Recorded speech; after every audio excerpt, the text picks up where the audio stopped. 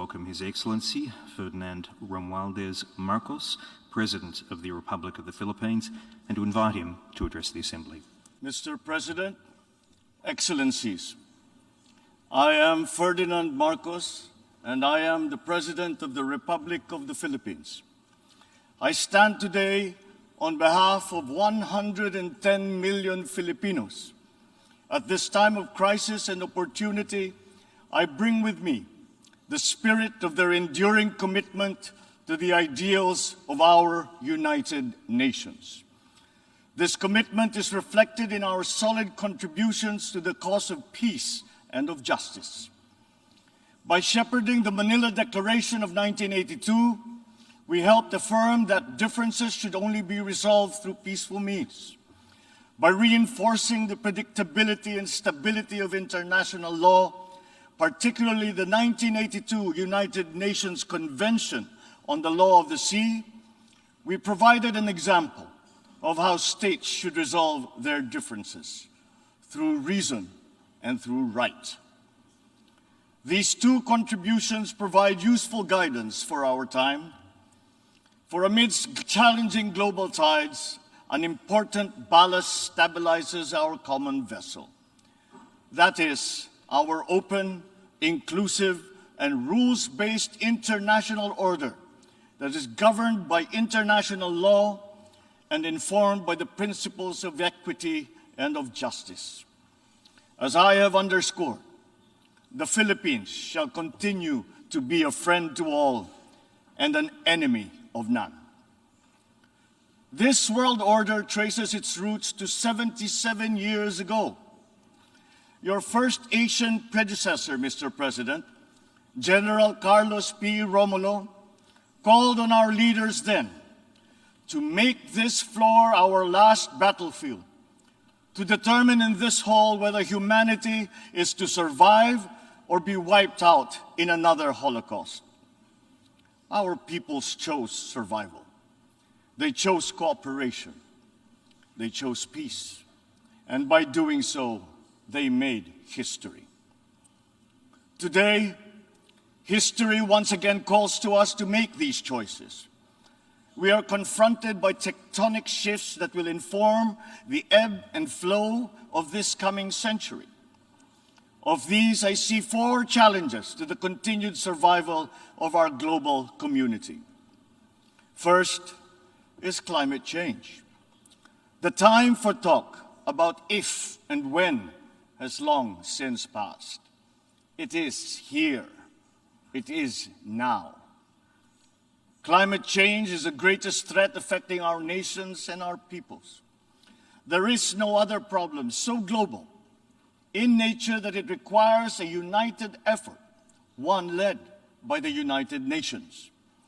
The effects of climate change are uneven and reflect an historical injustice. Those who are least responsible suffer the most. The Philippines, for example, is a net carbon sink. We absorb more carbon dioxide than we emit. And yet, we are the fourth most vulnerable country to the effects of climate change. This injustice must be corrected, and those who need to do more must act now. We accept our share of responsibility and will continue to do our part to avert this collective disaster. We call on the industrialized countries to immediately fulfill their obligations under the United Nations Framework Convention on Climate Change and the Paris Agreement, to cut their greenhouse gas emissions, provide climate financing, and technology transfer for adaptation for the most vulnerable and developing countries, to lead by example. We look forward to concrete outcomes at the Conference of Parties in Egypt later this year. When future generations look back, let them not ask why we did not take this opportunity to turn the tide. Why did we continue in our profligate ways until it was too late? This threat knows no borders, no social class, nor any geopolitical consideration. how we address it, will be the true test of our time. Second, the development of advanced technologies is rapidly transforming human life and experience. We still barely understand how these transformations are unfolding and where they are leading. The imminent diffusion of these emerging technologies could solve many of our old problems, but they could also disrupt our political and social orders. Our governance structures must keep up. Third, widening geopolitical polarities and sharpening strategic competitions are transforming the international political landscape. A profound lack of trust is putting enormous strains on our multilateral system. Our very charter is being violated around the world as we speak. In Asia, our hard-won peace and stability is under threat by increasing strategic and ideological tensions. These behoove us to uphold the ideals that led to the establishment of this Parliament of Nations, and to reject any attempt to deny or redefine our common understanding of these principles. Even as we grapple with these new long-term shifts, we remain beset by an unresolved problem. Inequalities and inequities within and among countries continue to persist, and they continue to demand urgent action. Therein lies our fourth transcendent challenge. This injustice was evident during the pandemic, when the richer nations immediately received vaccines at the expense of the have-nots. We see, for example, the dangers of this lurking in the persistent digital divide and in ballooning debt burdens. As we awaken from the economic stupor caused by the pandemic, we must reinvigorate the world economy. We must use public and private resources to encourage the expansion of trade, investment, and technology transfers to accelerate development. Knowledge and intellectual gains must flow freely to allow those lagging behind to catch up. Sustainable development will be hampered to the detriment of all if existing structures in the global economy remain unreformed. Mr. President, in these past 3 decades, Filipinos have achieved significant strides on our path to sustainable development. Despite the challenges of the pandemic and the global economic upheavals, we remain on track to reach upper middle income status by next year. With steady investment in food, public health, education, and other social services, we expect to become a moderately prosperous country by 2040. I am confident that we will achieve this vision. Yet, no nation stands alone. The achievement of our national ambition requires a global environment that creates conditions that allow all nations, including ours, to thrive in peace. We need the United Nations to continue to work, and we, the Philippines, are determined to be part of that solution. The Philippines did not hesitate to donate to the COVAX facility that helped provide vaccines in many parts of the developing world. Multilateralism and international cooperation do make a difference. Filipino health workers were at the front lines in many countries to curb the spread of the virus, risking and oftentimes sacrificing their own lives to save those of others. We have always been an optimistic and courageous nation. Despite the enormity of these challenges, we believe that solutions are within our collective grasp. You, Mr. President, have already identified 3 tools that are at our disposal. First, solidarity. We need to reaffirm the wisdom of the founders of our United Nations.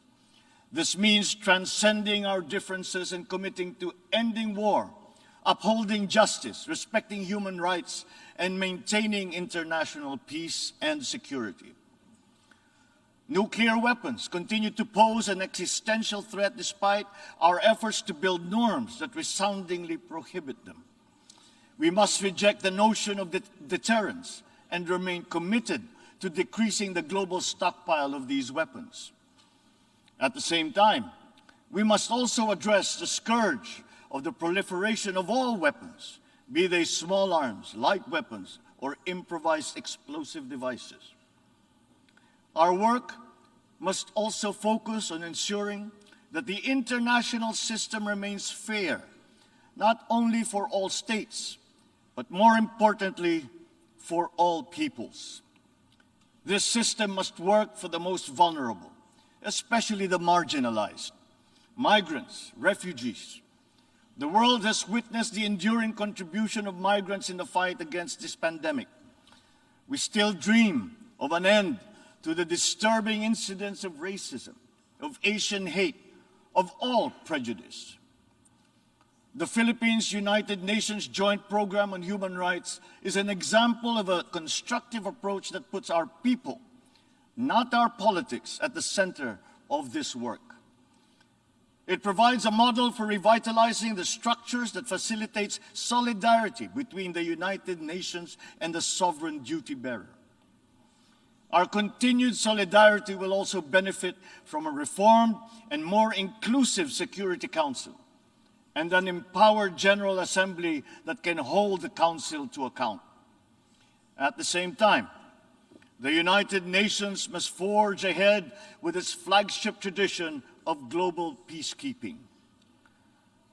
My country's experience in building peace and forging new paths of cooperation can enrich the work of the Security Council, and to this end, I appeal for the valuable support of all UN member states for the Philippines' candidature to the Security Council for the term of 2027 to 2028.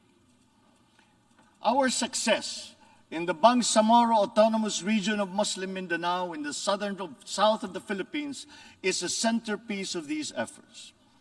The peace that we have forged after many decades of conflict among warring factions and clansmen demonstrates that unity is possible even in the most trying circumstances. Inclusive dialogue involving all stakeholders, including women, the youth, faith leaders, and civil society, conducted with patience and good faith, has produced a credible and solid foundation for self-government that paves the way for lasting peace and sustainable development. We take the same approach in Asia.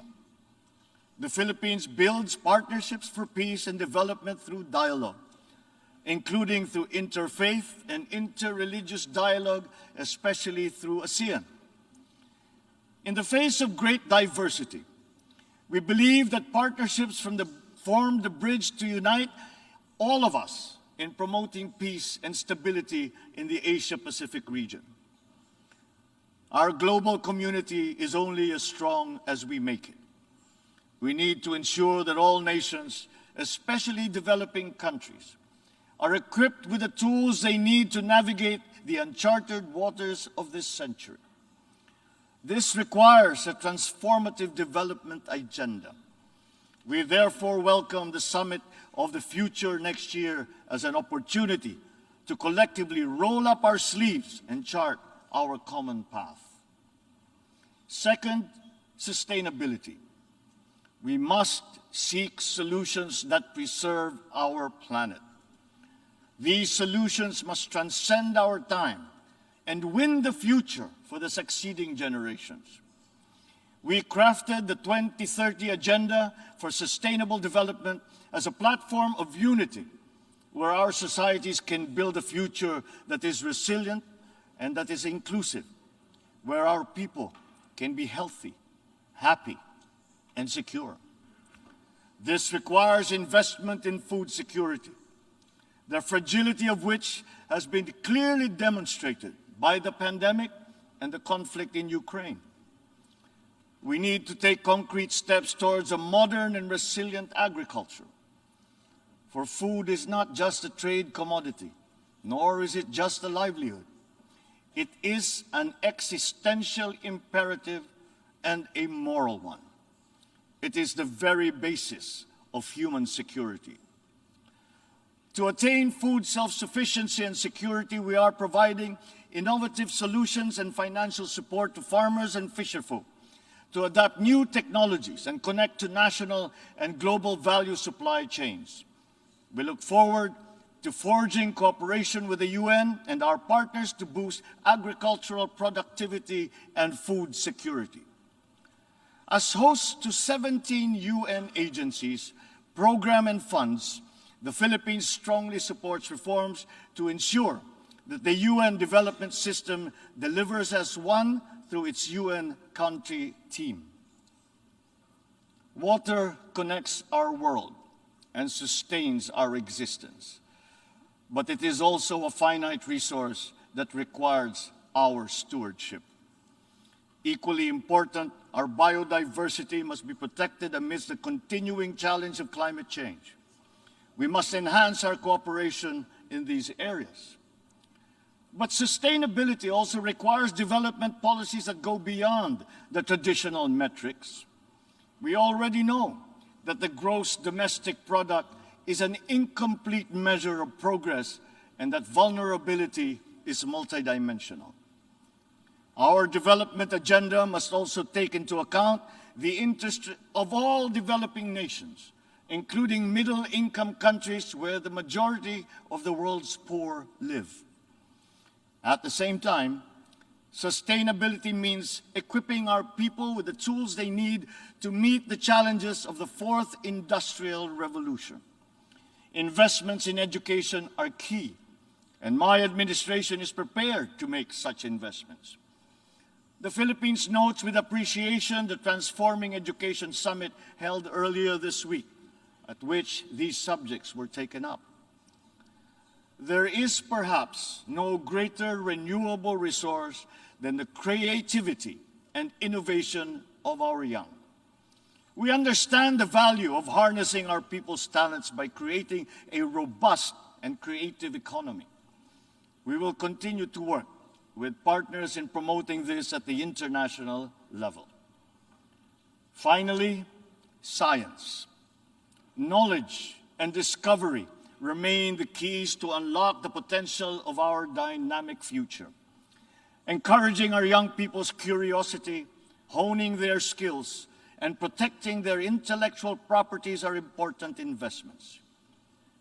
Humankind is pushing back its horizons, both in the digital world and out in our physical universe. Access to these domains is an inalienable right of all nations, as are peaceful uses of all existing and emerging technologies. The Philippines is preparing for the future by laying the governance framework that will allow us to harness the power of renewable energy, develop the capacity to utilize the life sciences, such as medicine and virology, pursue digital solutions towards a more modern economy, and expand our presence in outer space. But we also need to update the global structures that facilitate international cooperation on the peaceful uses of nuclear energy, biology, chemistry, to name but a few. At the same time, we need new structures to govern rapid advances in other areas. We need to start by defining the norms of responsible behavior in cyberspace and outer space, and forming legal rules that will prevent the weaponization of artificial intelligence. The diffusion of cutting-edge technology across the economy is promising, but they could come at a cost. Our development agenda must consider the possible displacement of human labor as a result of advances in automation. We must prepare our economic structures for this. We should start building the necessary supports for those sectors affected. Mr. President, the transcendent challenges of our time are as consequential as those that faced us 77 years ago when we founded this august body. We are indeed at a watershed moment. one that requires a refounding of these, our United Nations. Mr. President, Your Excellencies, the world is ready for transformation. It is up to us as leaders of our nations to move and shape that transformation. The future beckons, and we can embark upon that journey as single nations or as a world in harmony. I say, let the challenges of one people be the challenges for all nations. And in that way, the success of one will be a success for us all. The peoples of the world look to their leaders, to us, to make into reality these aspirations for our future. We must not fail them. And if we stand together, we will not fail them. If we stand together, we can only succeed. Let us dream, let us work for those successes for all our nations united. Thank you and good day. On behalf of the Assembly, I wish to thank the President of the Republic of the Philippines for the statement just made and request protocol to escort His Excellency.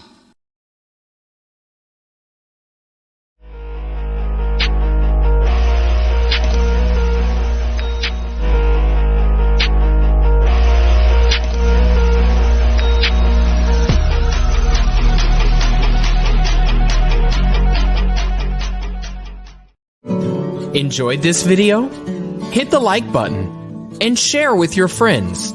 Also, subscribe to our channel for more videos like this. Thanks for watching.